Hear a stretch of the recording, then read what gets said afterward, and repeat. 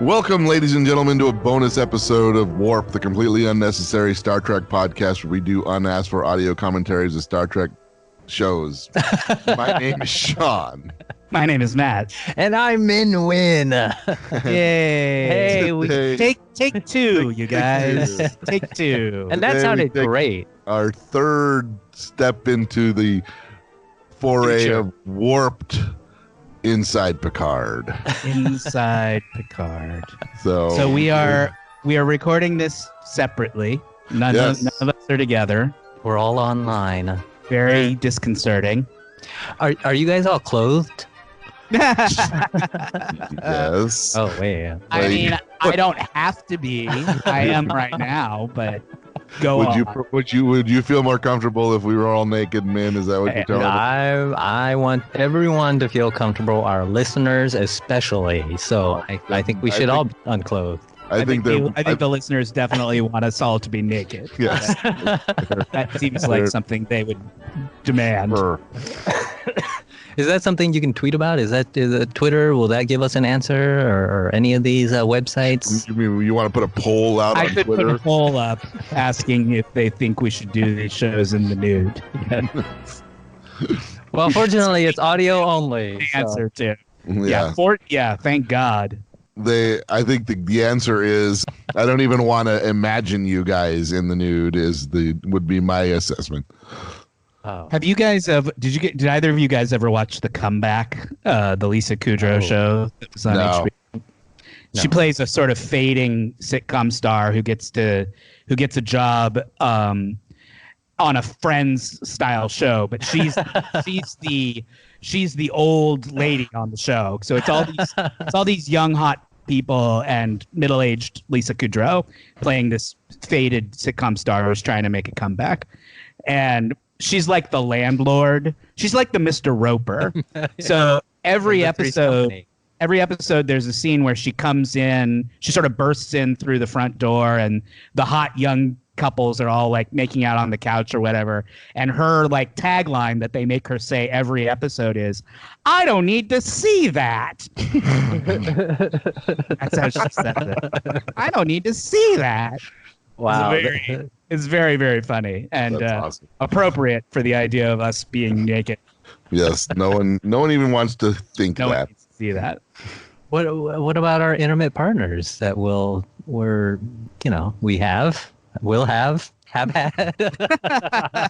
Whatever, whichever. You're the trenches of Ponfar are really. Yeah, I mean, you and I are both single. Sean's married for a million years. Yes, a million years. That yes had so much weight to it. Well, what do you wear? What do you wear to bed? What do you wear when you go to sleep? Can I guess? PJs. Tell me if I'm right. I'm gonna guess you wear a t-shirt and boxer shorts. I do not wear I just wear boxer shorts. Oh, okay. Oh no. I'm gonna forage forward. Are you a hairy man, or are you pretty I'm smooth? I got a lot of chest and belly hair. I don't got a lot of back hair. Oh, okay. You have the good hair. I don't. Yeah. So this is exactly what people tuning in to a Star Trek Picard recap show are really listening in for. This is why people tune in. We don't hear us talk about my back hair. To hear us describe our naked bodies. Yes. Cut all this out, man. This is all it's all edited out. Every word of it. Every word after Sean did the intro. It should from here on. And now go. What are we doing, Sean? We're watching episode 3 of Star Trek Picard. Well, we watched it. We already watched it. The end is the beginning. Yes. Yep. Michael Chabon and James Duff. Written by. On the normal warped episodes, we have the saying "punch the triangle." Do you think that we could come up with one for Inside Picard? Yeah. Go ahead and put that on the back burner. Oh. Yeah, we'll think about it. Okay, See what you come up with while we're talking. How about that? Sure. Sounds good. So, Min, you'll recall I will not, because I haven't seen it. I continue to have no access. I refuse to have access. Do you recall what we talked about episode 2? Yes. And you recall the incident on Mars, as it became known as. Absolutely. Where that's how this episode starts. Again, a little more flashback of the Mars massacre. Is that the official title, Mars Massacre or Mars Incident? I don't know. What do they have a name for it? I don't remember. I don't remember. They just talk about it as like the attack or like the disaster or whatever. It's all footage we saw in episode 2. It's repurposed footage. It's the same scene of the one android going crazy and killing all of his like coworkers. It's just reminding you what happened. Yeah, the more important flashback is what happens after that, when they flash back to sort of shortly after this has happened. You're at Starfleet, and Jean-Luc Picard is coming out. We see Rafi, right? She's sitting out on a bench outside of Starfleet. Looks like is it security, you think? Yeah, well, she's wearing a yellow she's wearing a sort of updated version of the classic Next Generation uniform. So sort of that black jumpsuit with yellow the color on top band shoulders. I think you're supposed to get the idea that she is some sort of security. That's what I thought. Yeah, and she works for Picard. Her and Picard are like a team. And she's waiting for him. Right. He comes out. He comes she's stomping like, out what of did they say? And he's like, well, they basically don't want to go through with the rescue mission of the Romulans because they've got, we just had this big massacre. And and she's like, well, what did you tell them? I told them that if we don't do this, I'm out of Starfleet. And she said, well, what did they say? And he goes, they said you're out of Starfleet because we're not doing it. They called his bluff. He thought that. He tells her, I was sure that if I threatened to resign, that they would give in. But instead, they were like, you want to resign? That's okay with us. She calls him JL. Can we talk about that for a second? I know a lot of people have been bitching about that online. I kind of like it, though. Yeah? You don't like it? A little irritating. You think it is? Why? I don't know. I understand why they did it, because they want it's a quick way. It's a quick way of demonstrating how close their relationship is. Right. That she feels comfortable calling him JL instead of Admiral. Even though he's her boss, she feels comfortable calling him JL as a sort of nickname. So it's a good shorthand way as a writer to show that these two have a very close personal relationship and aren't just boss and employee. Right. But it's still just kind of like rung wrongly in my ear a little bit. I was just like, JL, like nobody's ever called him that ever. That's a horrible nickname too. If I was close to Jean-Luc, I would just call him Jean-Luc because it's already cool it's sounding. Not easier. It's the same number of syllables. Right. It's not shorter. It's not shorter. And Jean-Luc is cool. Cool. Yeah. I want to be friends with Jean-Luc. I don't know who this fucking JL person is, but I'm not interested in what he's selling. He's from Krypton. But anyway, she's got this. It's to show that she's kind of sassy and is sort of a bit of a rebel, and it doesn't have a sort of respect for authority or whatever. Right. So anyway, he comes out. He tells her, "I threatened to quit, and they accepted my resignation. So I'm not in Starfleet anymore." And she's like, well, fuck, because I work for you, and I've been working with you on this Romulan rescue mission. So if you just accepted your resignation, if they just accepted your resignation, that means I'm probably about to be fired. Yeah, and sure enough, she gets a little message on her iPad saying, the admiral wants to see you now.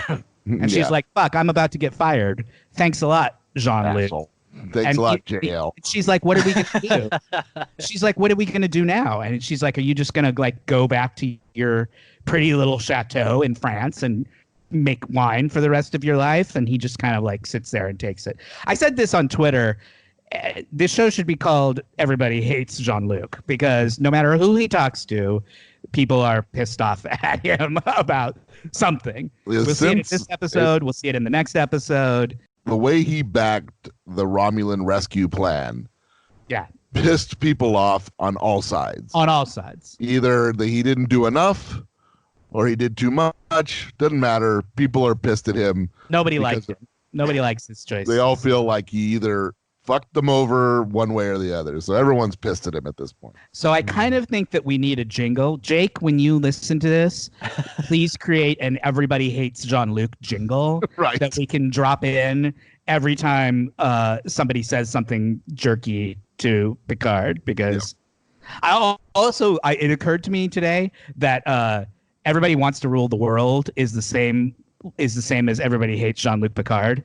So you could go, Everybody Hates Jean-Luc Picard.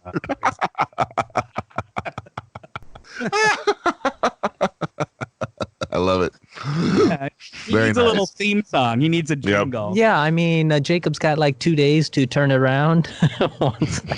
No problem. Yeah. Everybody hates Jean-Luc Picard. I thought Everybody Hates Jean-Luc Picard would be a good theme song for. That's a great idea. Whenever somebody accuses him of abandoning them or whatever, which is fairly constant on this show. It's so crazy. Like I feel bad for him. Everywhere he goes, people call him out. Like especially in episode 4, he gets a lot of shit when he all those Romulans, Vashti or whatever it's called. I can't believe everyone hates Jean-Luc so much. What has he done? He's such a nice guy. He's the best captain. Yeah, they blame him for all of their problems. Unfairly, I think. Yeah. It doesn't seem quite right, but yeah, that's what they're doing. He feels like Jesus. She tells him to fuck off, and she stomps away, and he's left sort of sitting there feeling bad for himself. And then we get the opening credits. And then what happens? What do we get when we come back from the opening? We had talked about, they flashed to, because the last thing we saw the two of them was him coming up to her trailer out in the middle of the desert. Oh, right, sure. And we find out that in a kind of cool Easter eggy moment, where they filmed that is Vasquez Rocks, which is where a lot of original Star Trek, all the where the Gorn episode was filmed. Yes. Vasquez Rocks is a classic Star Trek filming location. And they've used it a bunch of episodes, and now they're using it again. And it's where Rafi lives, out in their trailer. That's where she lives, is at Vasquez Rocks. They specifically say they explicitly name it as being Vasquez Rocks. It's not. Do you know where that is located in the real world? It's like, I don't know, 30, 45 minutes north of here. Oh, like near Lancaster. Cool. We should go make a trip there and record an episode. You can make a pilgrimage to Vasquez Rock. Yeah, that'd be cool. Yeah, I might go out there with my climbing friends. That's a possible location. I don't recall exactly what. I mean, I know that he sort of lays out what happens to her. Right. I mean, essentially, he tells her, "I need you to look into this because nobody sees things like you do. There's a conspiracy going on. If there are secret Romulan assassins working on Earth, that wouldn't happen without Starfleet knowing about it. Someone in Starfleet has got to be involved in this because that just wouldn't happen without their knowledge." It's between Santa Clarita and Palmdale, Min. Ah, cool. Yeah, I'll go make a trek out there one day. Is there any clue? Do we know what happened to Raffi after she was theoretically fired from Starfleet? Did she just go and slip off to the desert, or did she try her hand at other things? No, she basically says to him, my life got destroyed when you left. She's like, I lost my job. I lost my security clearance. You were off fucking around in France making wine while I'm here, in my trailer out in the desert You know, Yeah. she's sort of a drug addict. She vapes. Yeah, you'll enjoy. She's a stoner.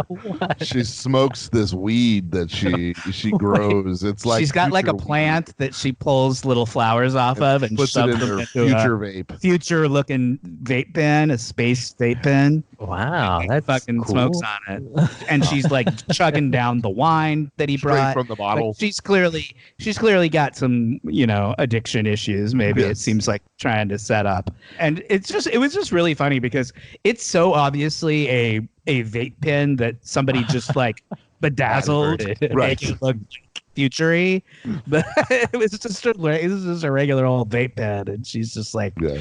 puffing away on it. I wrote in my notes. All I wrote was future vape. That's the only note I wrote for for that scene. Space vape. Space vape. Yeah, Space for vape. sure. It's probably better than what you would get with Doctor Who. Have you the props there are a little ridiculous when I've tuned into that show. Oh yeah.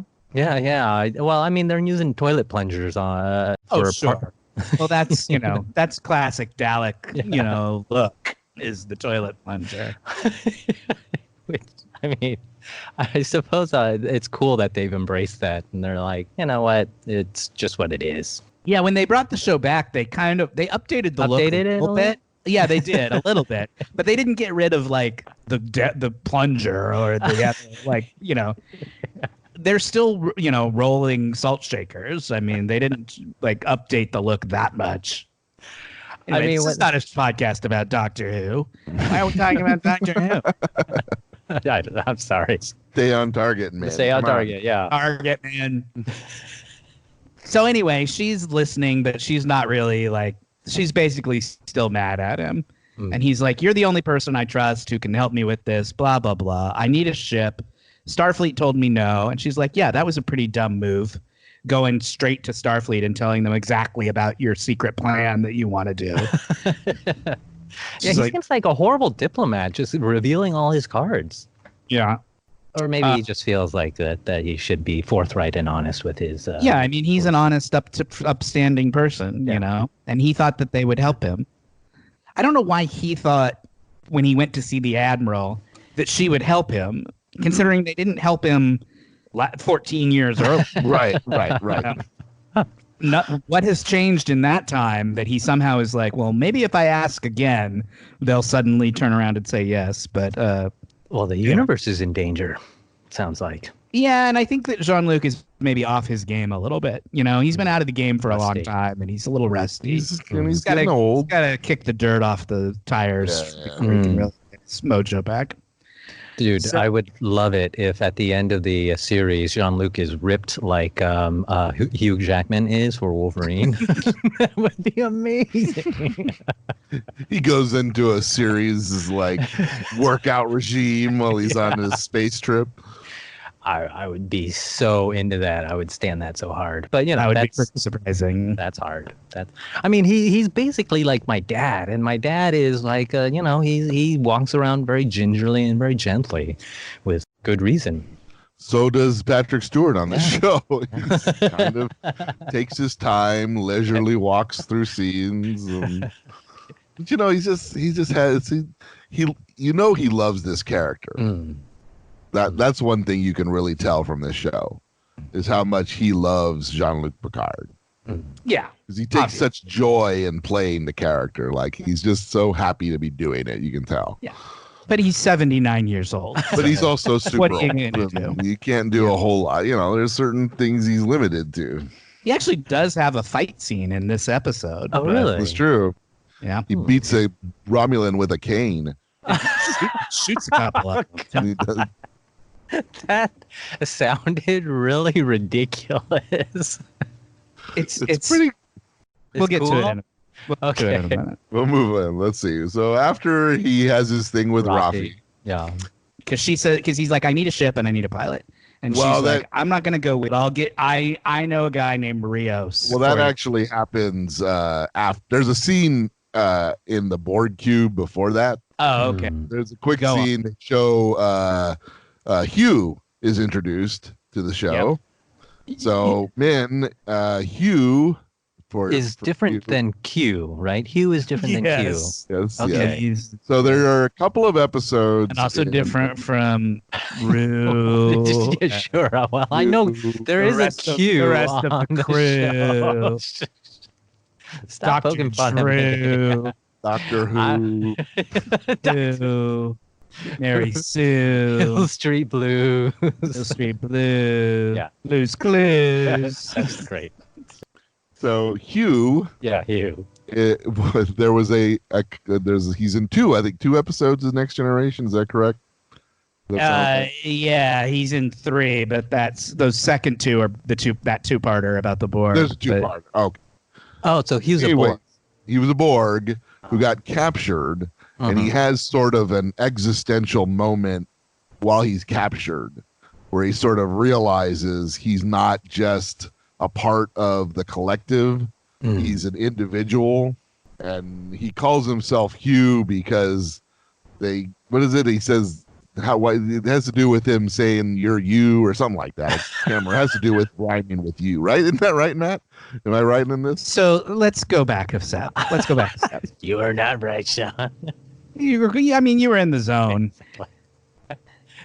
So there's an episode of Star Trek: The Next Generation called I, Borg.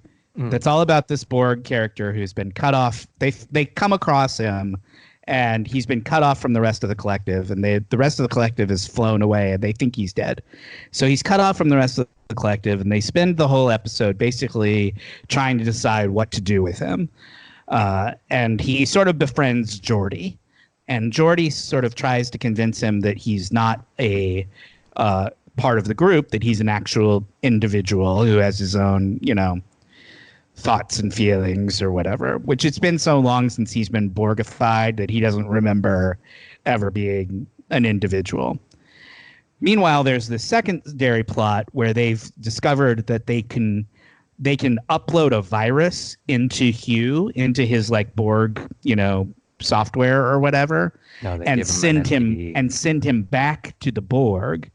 And theoretically, if it worked, this virus would then spread to the Borg, because once he rejoined the Borg, he would be reintegrated into their systems. And that virus could kill all of the Borg.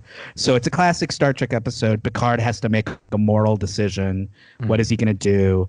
And at the end of it, because Hugh, there's a scene where they bring the Borg in to see Picard, and Picard talks to him as if he was still the Locutus, which is the name that Picard had when he got assimilated. Borg. Yep. Yeah. And he's yelling at him, and he's like, I am Locutus of Borg, and you are 3 of 5, or whatever his designation is.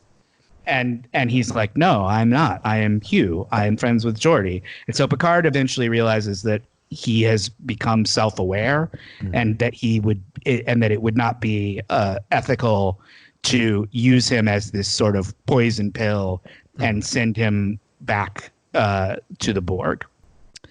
So that's the backstory on Hugh, right? So now here we are seeing him again all these years later. He's been de-Borgified. It's the same actor. Yep. He's been Del Arco, is that correct? Yep. He's been de-Borgified. He still has a couple of the implants, 7 of 9. Sort of looks like 7 of 9, yeah. And that they still have sort of the remnants of the implants in their face, but he's back to being a person, and he's the boss, it turns out, of this Borg research project. Right. Yeah, the research project. He's the project director of this Borg. So he's Soji's boss. Yeah. Oh. And we just find out that out this episode. Yes. Correct. This is the first time we see him. He's talking to Soji, and Soji asks him to see someone called Ramda. So we don't really know who Ramda is, and that's basically all that really happens in this scene. The other thing that's cool is he kind of talks about XBs, he calls them, the sort of ex-Borg, and that they're sort of hated by everyone. They're either considered property or a threat. Yeah. So it seems like there's a number of maybe ex-Borg in the universe at this point in time. Oh, that are like you. Right, like 7 and 9, like Hugh. Sort of, they were Borg, but they've been de-Borg. de-Borg, but they still are sort of they kind of have a stigma in the galaxy because they were once Borg and sort of untrusted. So then, do they not age? They're machines then, or are they organic? At this point in time, they're just humans, or whatever race they're from. Once they've been deborgified, I assume that's which is, it's kind of funny because somehow they managed to deborgify Picard completely. Like, I don't know why they can't do that with Hugh or Seven of Nine, but whatever. I think the answer to that is that he was only a Borg for like a very, very short amount of time. Maybe. Like it was only like a couple of days, right? Like he got Borged and then they had the big fight and then they deborged him. So I think the idea is that they were able to remove the implants completely because they hadn't really had a chance to like completely settle in or whatever. Yeah. The verb deborg is just sounding awesome. The more we say, I mean, I can't think of another way to describe it. Not a better way. Yeah, there is no better word than deborg. So he goes to talk to this ex Borg. Well, so the girl who's the android and Hugh, the former Borg, have this scene where she's like, I want to go talk to this Romulan that we've got on the ship. And he's like, what do you want to talk to her for? And she's like, I think she used to be like a famous professor of Romulan like mythology. And I think that she might be able to help me she might help me be able to better communicate with these ex-Borgs, the ex-Bs they're called, right? Yeah. So that's why she wants to talk to this woman. And he's like, you're weird, but I kind of like you. So I guess I'll let you. I'll make that happen. I'll take you to go see her. Yep. So she's all excited about that. Then we cut to Rafi basically telling Jean-Luc to kiss off, go away. And then as he's leaving, she says, I know a pilot. Yeah. And that's that. And she's like, I'm not going to help you, but I'll tell this guy to call you. Yeah. This guy I know a pilot that'll help you. And maybe he'll help you. So he's like, okay, good enough, I guess.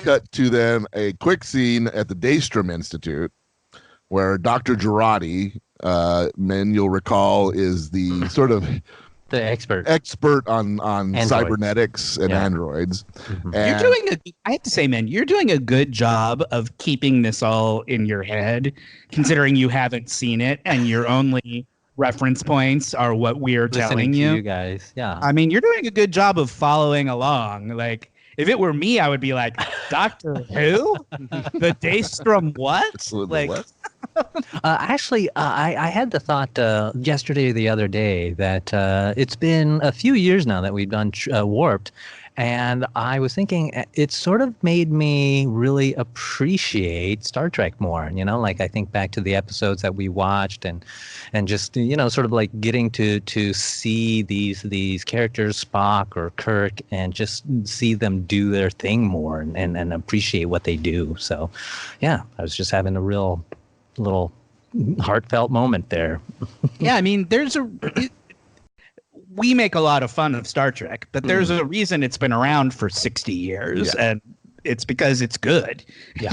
It's because it's universal. The themes are universal. The characters are into it. Yeah, I mean, the characters are all pretty well defined. They have very human, I was going to say it's about something. Right? Right. What's good about Star Trek, I think, as opposed to something like Star Wars, which is a lot of fun, but isn't really much more than good versus evil, right?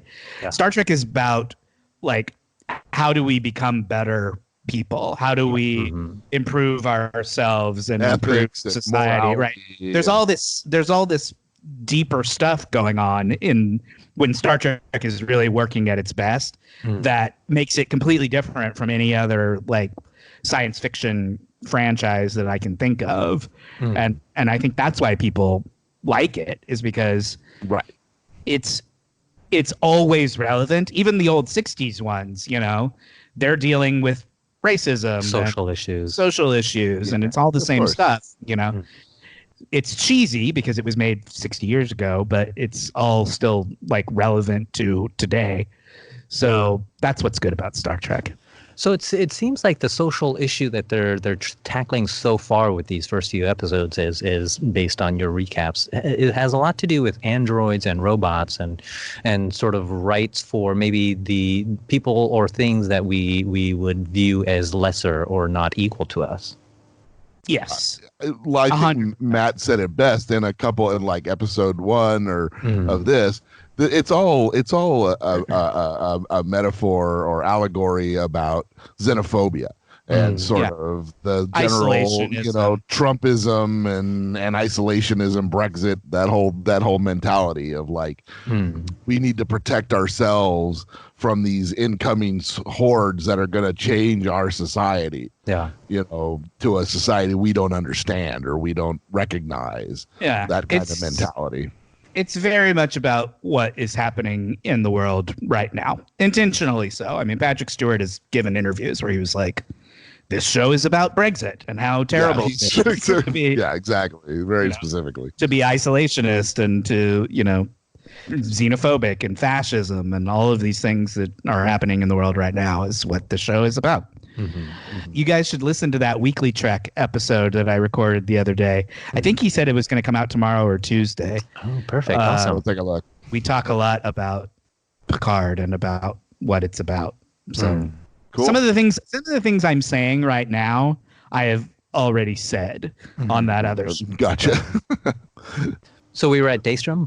Yeah. So Dr. Girardi's there. What's her face sitting there? Dr. Girardi. She's got little earbuds in her ears. Turns out they still have earbuds in the future. In the 20s. It's not implants. Nope. They're absolutely just like earbuds. And so she's like listening to her music or whatever.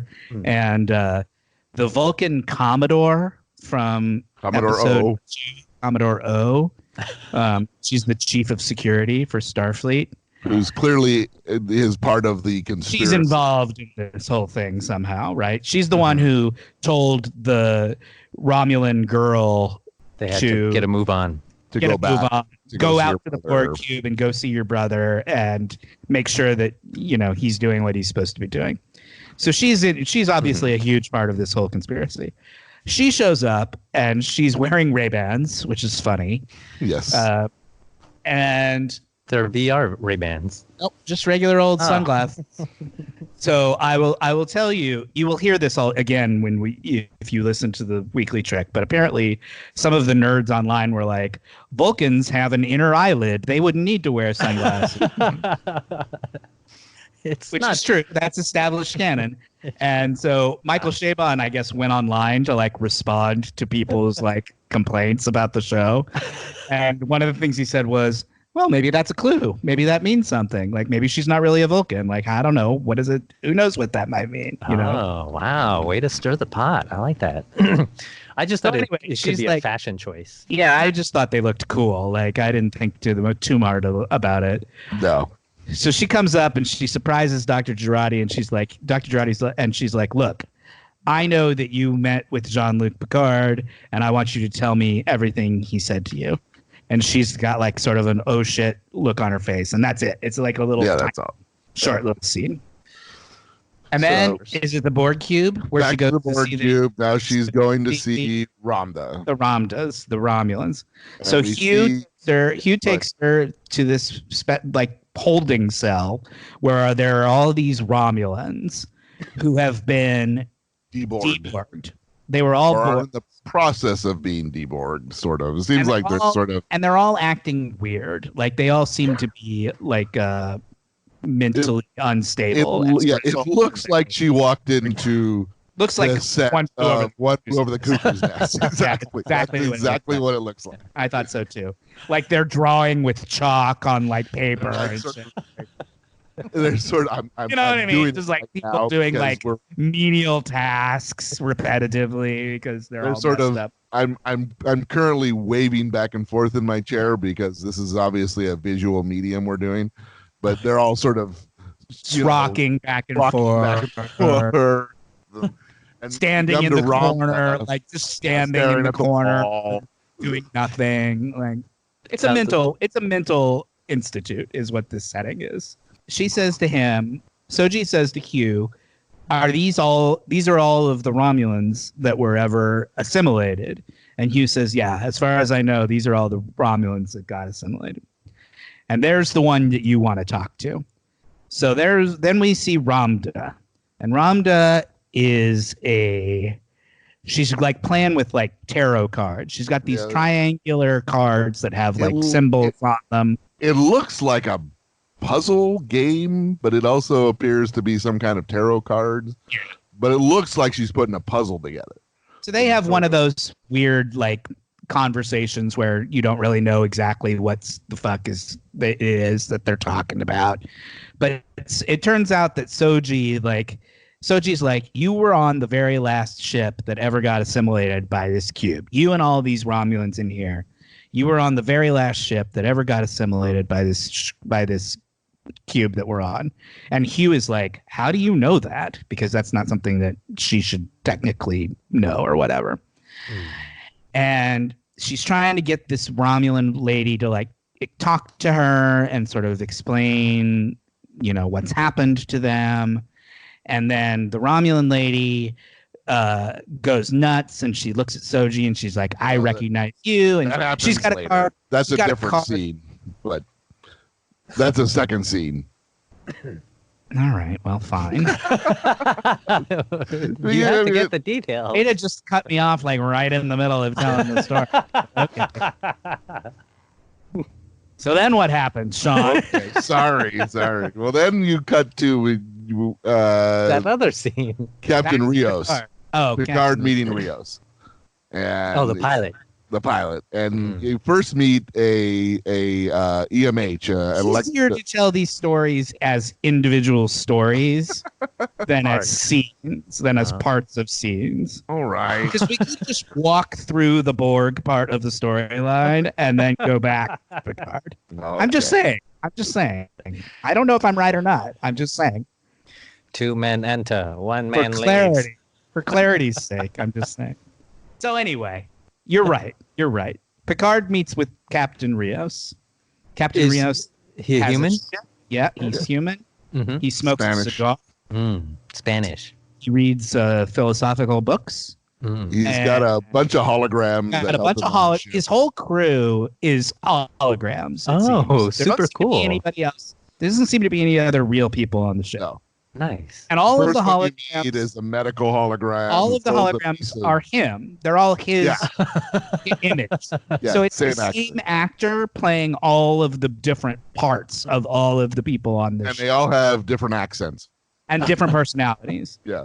So like first you meet like the medical hologram, and the medical hologram is like, let me take you to meet Captain Rios. And they go to see Captain Rios, and Captain Rios, there's been some sort of accident. Captain Rios has a big old chunk of metal stuck into his shoulder. He's bleeding.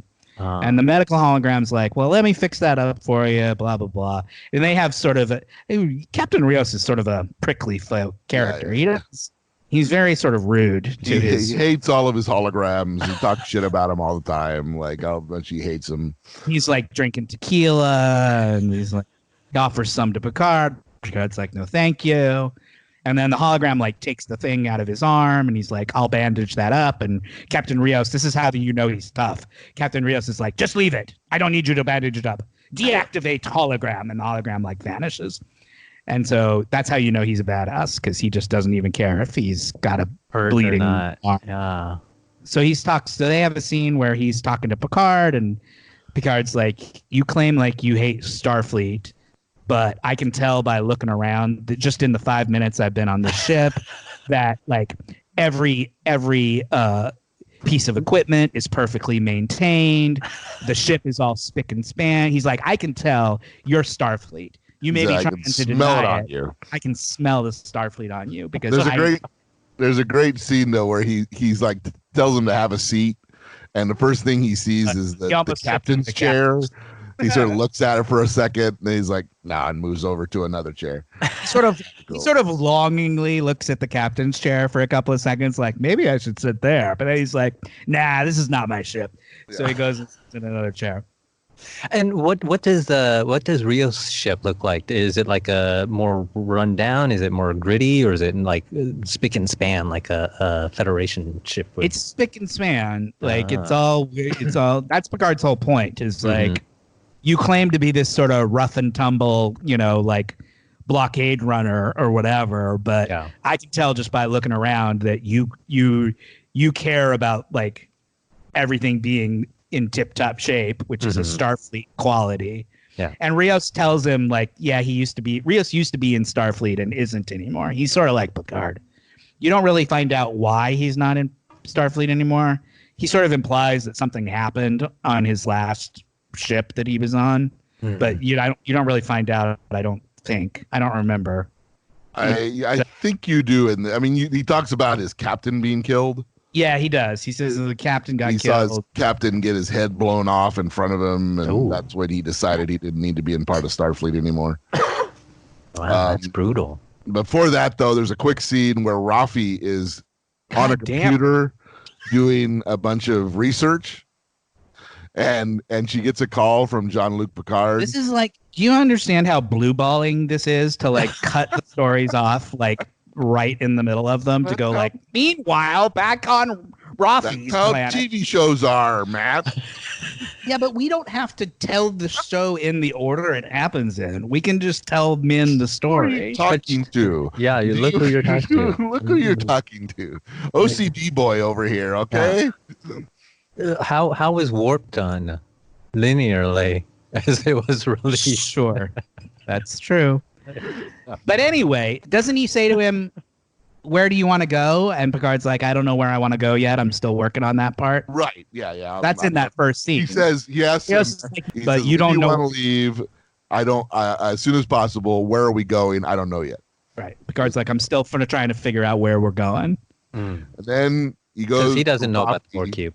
Doing research. Well, he wants to. His whole idea is to go find. He doesn't know about the Borg cube.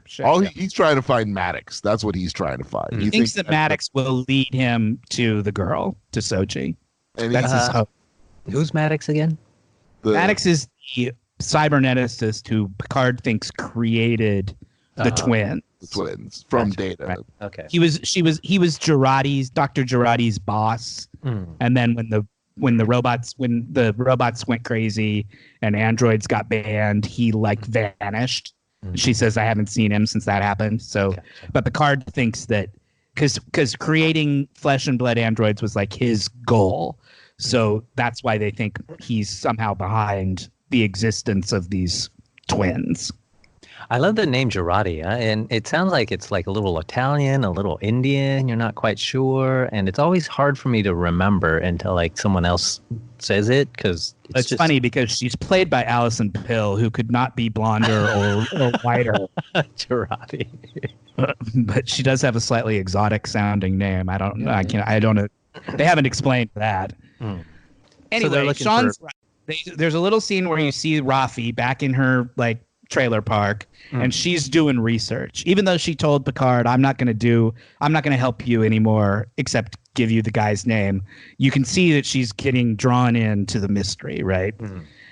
And Picard calls her on the phone, and she's like, what do you want? And he's like, you're working on it, aren't you? He's like, he knew. He's like, you're working on solving the mystery, aren't you? And she's like, no. And he's like, yes you are. I know you. He's like, I'm going to send you something right now. Everything I've got. He like sends her a bunch of information. He's like, and she's like, I'm not even working on it. And he's like, bye, talk to you later, bye. And just like hangs up on her because he knew what she was up to. Do they have phones? Do they use communicators? Is it like a thing they hold? Like FaceTime. Yeah, he Skypes her. He Skypes her. Okay. And then a big word comes up on her screen. It says free cloud. Oh yeah, that's right. She's figured out some clue, right? We don't know what free cloud is yet, but she's like, oh fuck, free cloud. Okay.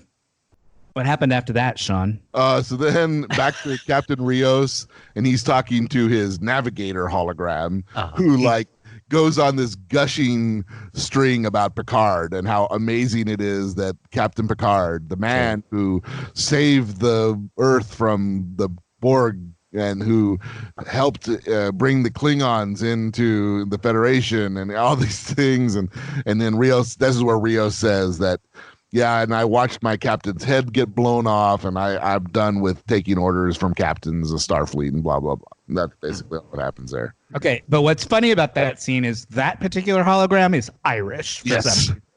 Yes. So every time you see this actor playing the hologram, he's got a completely different voice and a completely different way of behaving. It's and also really outfit or same outfit? Yeah, he's in a different outfit every time Okay. too. Like they style him, like his hair is different. Yeah, I was, the first time I watched it took the second time watching it that I realized that this wasn't the medical hologram, that this was a different hologram. Yeah. A function of this hologram had a totally different function on board because he looks exactly the same. Yeah, he does. Man, But yeah, that you're actor- right. He tells him he's talking to Rios and he's basically giving Rios shit, and like the holograms on this show are sassy. he's like, you like him, you like Picard, you pretend you don't, but he's like, you're a Picard fanboy just like everybody else. And Rios is like, no, I'm not. I don't like him. My last captain got his head blown off. I don't believe in following, captains around anymore. I don't do that shit anymore. And the hologram's like, yes, you do. You love him. You're falling in love with him right now. I can see it. And the captain's like, deactivate hologram. Like, whenever the holograms piss him off, he just shuts them off. He just turns them off. Yep. Yeah, we haven't gotten an explanation for Rios and why he doesn't have any actual crew and why everyone on his ship is a hologram. I mean, I'm thinking at some point we'll probably get some more backstory on him. My guess is, based on his about the captain, is that he was on some kind of trip where everybody died, And he doesn't want to risk and so he doesn't people's- want to have to lose anybody ever again. My fear is that he actually shot his captain. No, I don't think that's what happened. That would be a No? surprising turn of events. Okay. They're clearly setting Rios up as like he's Picard's number one on this Yeah. show, right? He's going to be like his main helper. I was going to say what I really liked about Discovery, Star Trek Discovery, is that that had a lot of twists and turns. How do you feel like Inside Picard is setting itself up, the character of that in relation to Discovery? How much of Discovery have you watched? Season 1. Okay, the whole thing. I think most of it, maybe not the whole thing. Okay, they are similar in the sense that they are telling season-long stories, right? Mhm. So they're Serialized. these first couple of episodes have been a lot of Setting. laying the groundwork and getting all the pieces on the table. And I feel like as the show, as we're moving into the second half of the season, it's gonna pick up, and a lot of these things that they're sort of setting up are going to start to pay off. Discovery is certainly a lot more action packed. Discovery is more of an actiony, adventure-y kind of show. This show, which I think is fitting because it's about Picard, who was always more of a thoughtful, He wasn't shoot intellectual first, type. ask questions later. He's not a pew guy. He's more of a let's sit and talk about what the right thing to do is kind of guy. So this show is taking a sort of more deliberate pace, I think, which is, I mean, they definitely has their moments of action. We're about to get to a big one. Yes. In this episode. But yeah, that I think that is the difference, is that Discovery is a lot more like bang, bang. Forward moving. Well, it'll be interesting then to see how they're separately received and how people enjoy Picard. Is it Apparently it's a big hit, like already, like four episodes in, and it seems like based on all of the sort of, according to all reports, it's doing really well, and a lot of people signed up for CBS All Access just so they could watch Star Trek Picard, which is hit? I don't think Discovery hit in non-Star Trek land. Do you know what I mean? Like, I think people who already like Star Trek and were predisposed to want to watch a new Star Trek show, those people all signed up to watch Discovery. I think Picard is getting people who aren't even necessarily huge Star Trek fans. Interesting. Just because you think Picard is so popular? Yeah, just because they remember him from the old show, you know. People who were casual fans of Star Trek The Next Generation, but maybe didn't watch Deep Space Nine or Voyager or any of those ones. You know, Next Generation was a big deal. It was hugely popular when it was on by network standards. You know, Star Trek Next Generation used to beat out like shows that were on regular, you know, NBC and stuff, which for a syndicated show is kind of unheard of. So my guess would be that there are a lot of people out there who watched Star Trek Next Generation, liked it, but never watched really super got into else, it. You know, never watched. We're not Star Trek fans in general. They were just fans of that one particular show. Yeah, they didn't watch Deep Space Nine or Right. But I bet there's a lot of people out there who remember that show and remember liking that show, liking Picard, and love Patrick Stewart because he's this, you know, beloved figure, and some would sign up just to watch this show. Sure. Would be my guess. Which is funny because I feel like Discovery, if they would just watch it, it feels like Discovery is such a good intro for a non-Trekkie, because it is just that action. It's just that forward movement. You're always getting something thrown in your face, like there's another twist or turn around the corner. Well, and that may be, but I think when people think of Star Trek, that's not what they think it is. Sure. Yeah. You know, like when people who aren't Star Trek fans, and that's why I think Discovery is sort of, it's kind of caught in between worlds right now, because Star Trek fans don't necessarily like it because they don't think it's Star Trek. Right. And that generally way people, I mean, at least that's what the internet tells me. Yeah. Interesting. I mean, a lot of people, no, I think people really like that. People really like Discovery. I think there is a small but vocal part of the fan base. Core market. It's that same. It's that same group of people who hated Last Jedi. You know, for no reason, because they just didn't like. Because they're just assholes. They're just racist and sexist and don't like things. But no, I think Discovery is generally really popular among the majority of fan base. I think it's a small group of racist assholes who don't like it. Vocal. Yeah. About you know, it's the kind of people who make YouTube videos who are just like, here's all the reasons I hate Star Trek. You know what I mean? Like, yeah. I don't have any patience for those people. My friend's wife, she doesn't normally watch Star Trek, but I think Discovery got her actually watching Star Trek. They watched it together, and I think they really enjoyed it. They got through. Yeah, it's good. It's really good. I enjoyed it. Sorry, getting back to Picard.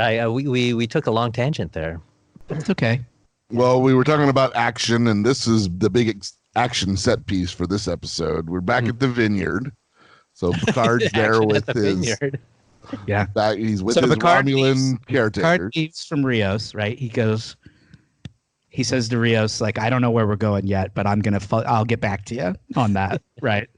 So he goes back to France, and he's hanging out with his Romulan buddies, Laris and Zhaban, and they're packing him up. He's packing his shit up to go off with Rios. Yeah, basically, she's like, "Yeah, you never did fit here. You never really you never wanted to be here.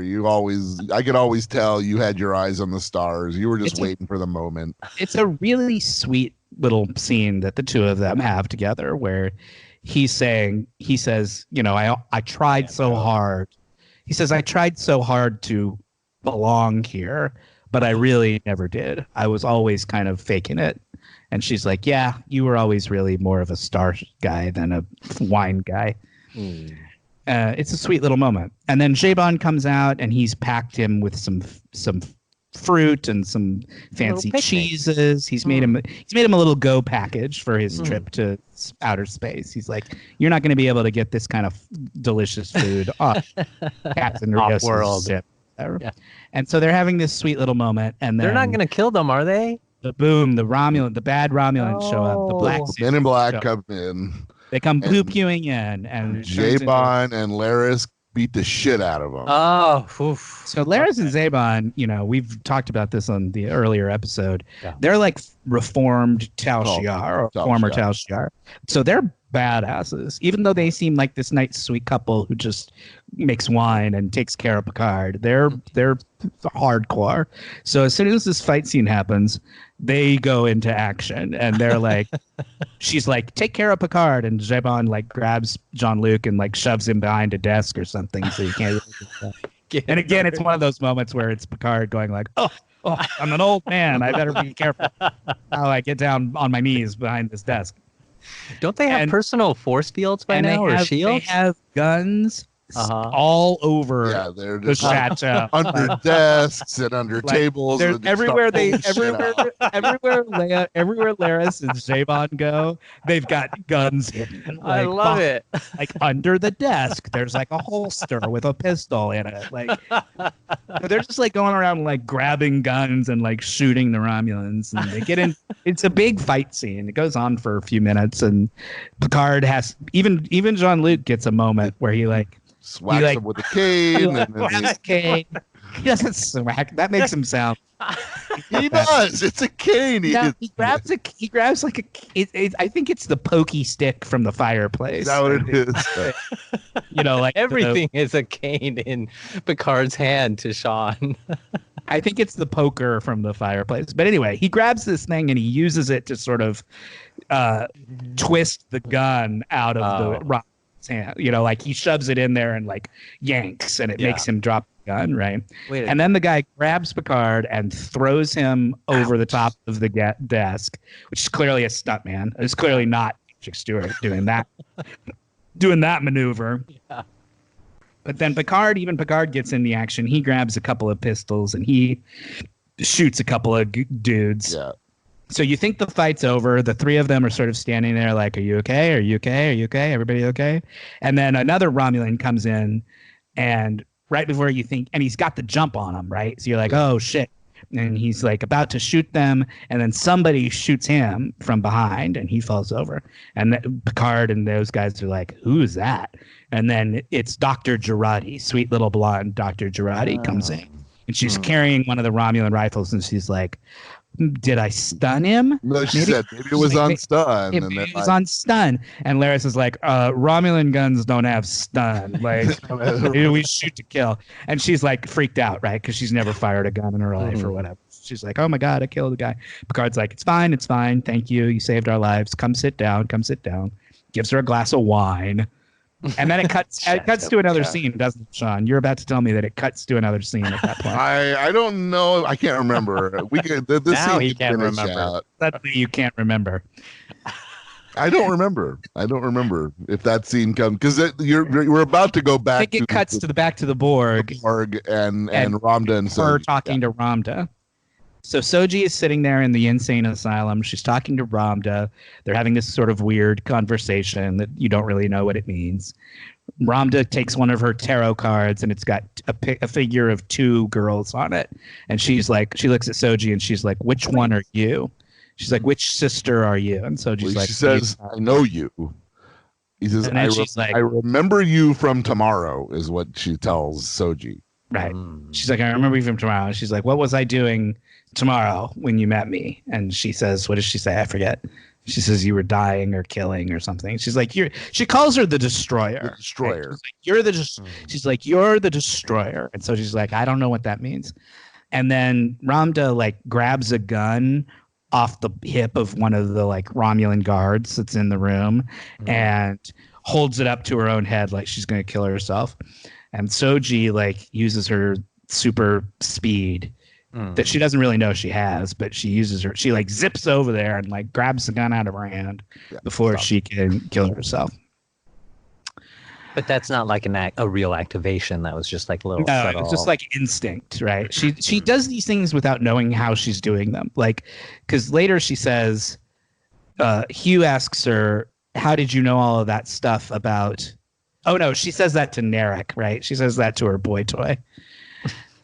There's a scene where she's talking to the boy toy later on where she's like, I don't even know how I knew those things. Like, I knew that she was on that ship that was the last Romulan ship to be assimilated. I don't even know how I know these things because she's just does she say at some point? At some point in time, she says something like, "Well, I did a lot of research I watched a lot of her."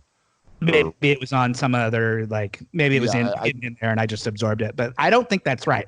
I think what you're supposed to assume is that she like dated up and like somehow accessed information without even realizing she was doing it. Yeah. Anyway, that's what happens. They save her from killing herself, and now we know that she's something that the Romulan lady thinks that she's something called the Destroyer. And because he talks about on the thing, the little puzzle tarot card she's doing, there's the 2, and she's like, which one are you? And because the one is dead, and you are the Destroyer. One's the Destroyer. So then we go back to France. Yeah. Picard gives Dr. Girardi a glass of wine and says, why don't you just calm down for a minute? Sit here and calm yourself. That's his answer for everything. He's like, what do you wine? Drink some wine. You know, I'm French. Drink some wine. How could it hurt? If only he just started speaking in a French accent every once in a while. Speaking in French. A glass of wine is the cure for all of your problems. I was listening, or I was watching the first episode, and he speaks French to his dog. His French is not that Frenchy. You know? Oh, really? Yeah. It doesn't seem that Frenchy to me. Do you speak French? Yeah, totally. Of course he does. He's Vietnamese. There's a very Frenchy aspect of Vietnam. That is true. The French colonized Vietnam. No, I wasn't joking. I was asking you a real question. How did you know that his French was not joking. Frenchy? Yeah, I don't know. It didn't sound like sound like my horribly racist impression of a French person. Yeah. He's like, why are you here? And she's like, evil Vulcan Commodore O came to see me, and she asked me what I knew about you, and I told her because she's like, I'm a terrible liar, and I didn't know what to do, so I just told her everything. God's like, that's fine. It wasn't a secret anyway. I already told the boss of Starfleet what I was doing, so it's not like it was a secret. And she's like, but there's one thing I didn't tell her. And Picard's like, what's that? And then meanwhile, the 2 Romulans, Laris and Zebon, have tied up one of the Romulan assassin guys. One of them has survived. Picard stunned him because Picard was shooting to stun, and the other guys were all shooting to kill. But Picard had stunned one of them, so he's still alive. So they've tied him up to a chair, and they wake him up. And Picard's like, tell me what you know. But there's a great moment where Zebon is about to just kill him. And Laris says, no, we don't do that anymore. Not anymore. Well, not anymore. They're so sweet. It's Picard's influence and the wine. It's a lot of it is the wine, I think. A lot of it is the wine. We got to get our hands on a bottle of Chateau Picard. It's out there. You can buy it. Yeah. So they talk to the Romulan that they've tied up, and he's like, he's like, why are you looking for Soji? Picard's like, why are you looking for Soji? And he calls her the Destroyer too. Which is what Ramda called her back on the Borg ship. Picard's like, what do you know? Blah blah blah. He doesn't really tell him much, and then he bites into that like acid pill thing that they have in their mouths that they used to kill Dodge. They used to kill up the first sister, and he spits it out, and it gets on Zebon. But Zebon manages to get his shirt off before before it hurts him. But it kills the Romulan guy, the prisoner. He dies from swallowing the poison acid. So is Zebon now shirtless, topless? No. He just took he had like a jacket on or something. Okay. And then Picard's like, hey, Dr. Girardi, what was it that you said? You said you told Commodore O almost everything. What was the thing that you didn't tell her? And she's like, I didn't tell her that I want to come with you because I'm the only person in the universe who knows as much about androids as Dr. Bruce Maddox does. So you're going to need me. And if what you're saying is true, and there really is a flesh and blood android out there, that's something I've been wanting to see my entire life, and I have to see her. I can't live if I don't get to see her. Wow. So Picard's like, I guess you're coming with me then. Okie then. It's like that spirit of adventure, exploration, and discovery. Yeah, she's going, and then they're like, we got to get out of here because they get a call from Rios up on the ship, and Rios is like, you guys need to get out of there because Romulans are coming. And Picard's like, Romulans were just here, and Rios is like, more of them are coming. You better go. We better go now. So he's like, fine, I guess we're going. And so they beam up to the ship. Oh, everything's happy. They leave Laris and Zebon behind to clean up the mess. And number one. And they get up to the ship, and who's there but our old pal Rafi, who told him I wasn't going to help you, but now she's on the ship. And he's like, Rafi, what are you doing here? And she's like, well, I did the research, even though I told you I wasn't going to, and I found a clue. And the clue is that Dr. Bruce Maddox is on a planet called Free Cloud. So that's where we have to go. But I'm only going to Free Cloud. She's like, I just want to go to Free Cloud, and once I get there, we're done. I'm done. And they're like, and Dr. Girardi's like, why do you want to go to Free Cloud? And Rafi's like, who are you exactly? I don't even know you. Why are you asking me questions? And Picard's like, that actually is a good question. Why do you want to go to Free Cloud? She's like, none of your fucking business, old man. Let's just go. I told you I'd take you there, so let's just go. And finally, everybody's like, okay, we're all on the same page. We're going to Free Cloud, and that's what we'll do.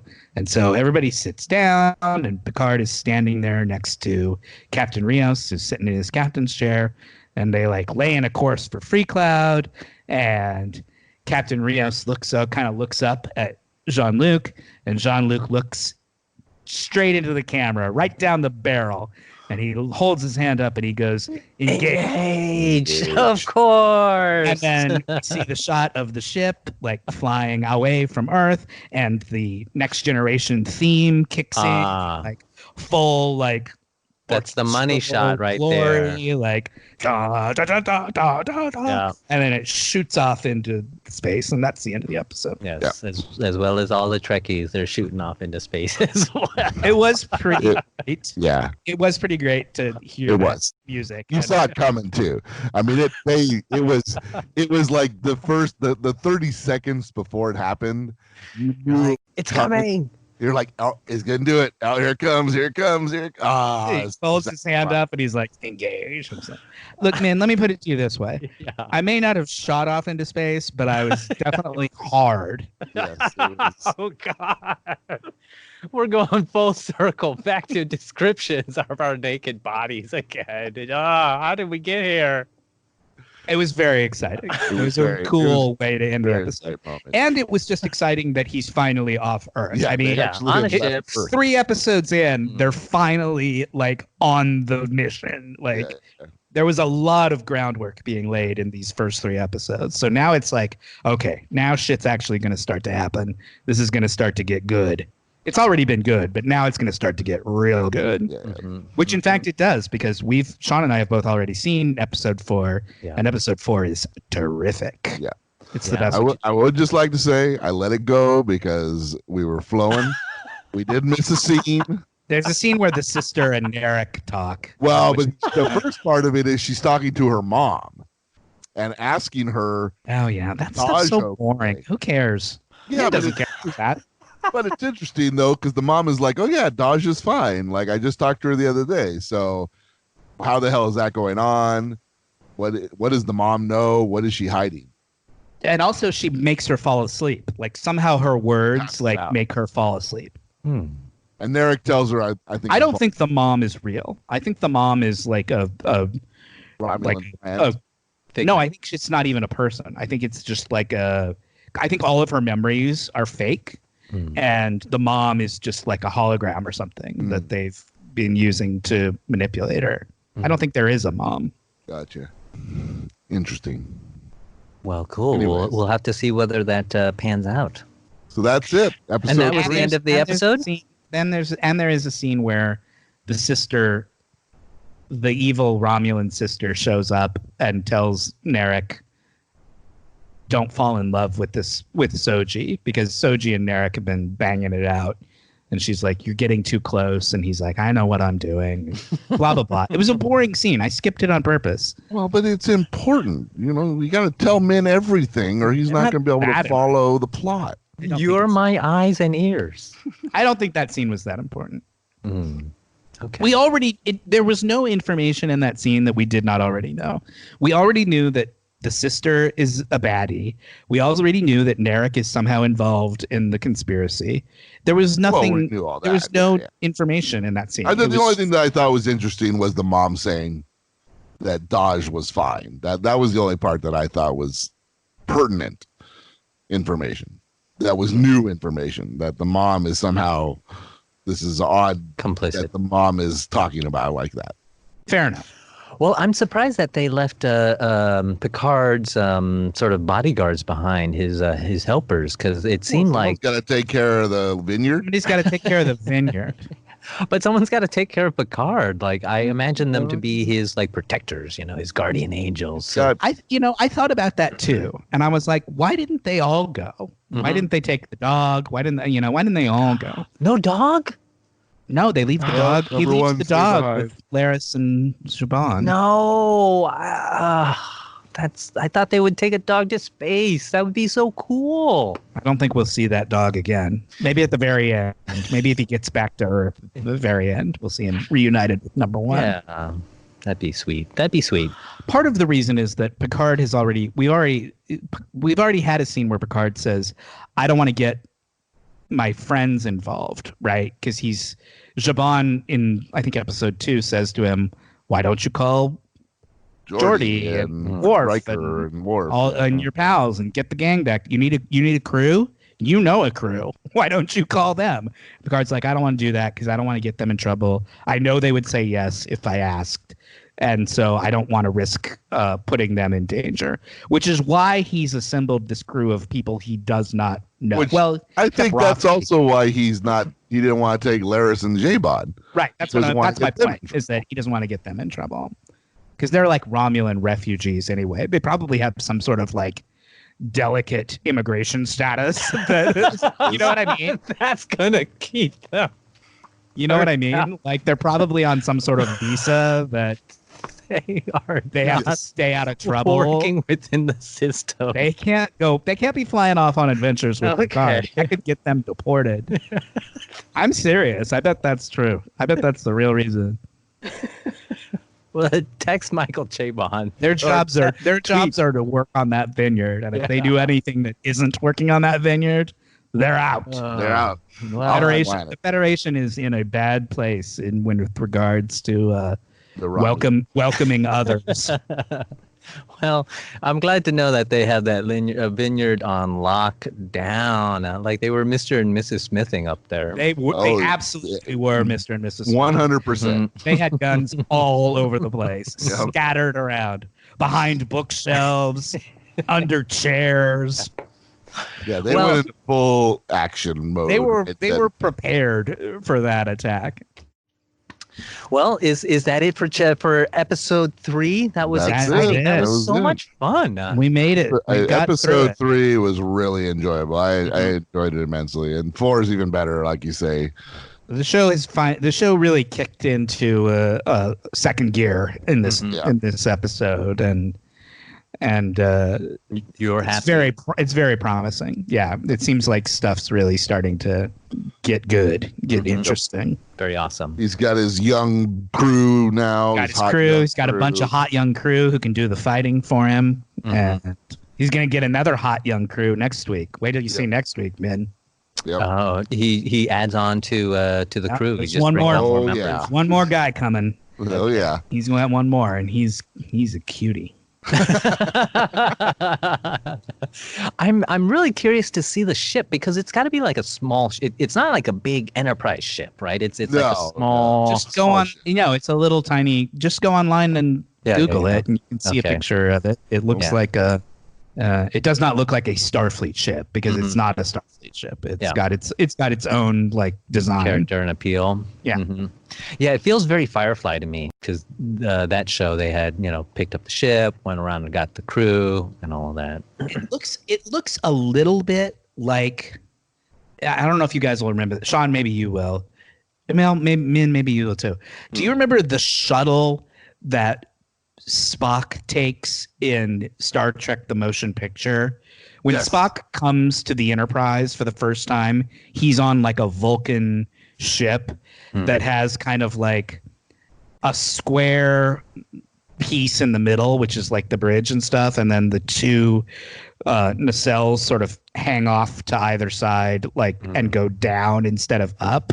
It kind of reminded me of that like design. Interesting. I don't know if that's on purpose or if it's just me, making stuff up, but it kind of reminded me a little bit of that kind of design. I agree. Yeah, it's got the 100%. Got the cells on the bottom instead of on the top. It's like it looks sort of the mix between that and sort of the way the I can't think of what the word when they the ships that are on the Starfleet are on the Enterprise, the shuttles, the transporter, the shuttles. Yeah, how the nacelles are on the bottom and sort of a boxy top. A little more. It looks a little like it's got more of a Star Warsy sort of look to it. It's not as sleek as most Star Trek ships. It's kind of got more angles. A little boxy? A little angular. It's cool. It's a cool looking ship. Yeah. I'll have to look it up. I'm totally curious now. It's called La Sirena. Oh, Spanish name because he's Spanish, right? La Sirena. The siren. The siren. And Rios. I just googled it. There's pictures of it all over the internet. Just Google La Sirena Picard and you'll see pictures of it. Perfect. And Rios, what's that stand for? That's not king. That's no, king is Reyes, right? Reyes. Rios is rivers. Oh. Yeah. Rio Grande. Yeah. That makes sense. Duh.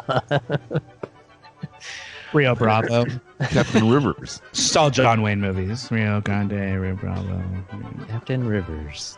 Well, cool. That was awesome. It was an exciting episode. It was a lot of fun. Yeah, it was a good one. It was good. It was a really good one. All right, man. So if anybody has anything else to say, my name is Sean. My name is Matt.